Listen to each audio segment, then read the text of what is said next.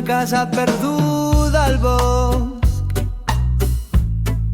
va néixer un ser prodigiós. El destí la va dur a ciutat, de seguida el seu es va escampar. És la curandera,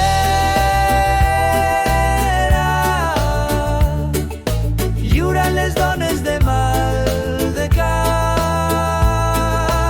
Si a una dona li fa mal el cor, ella coneix la solució.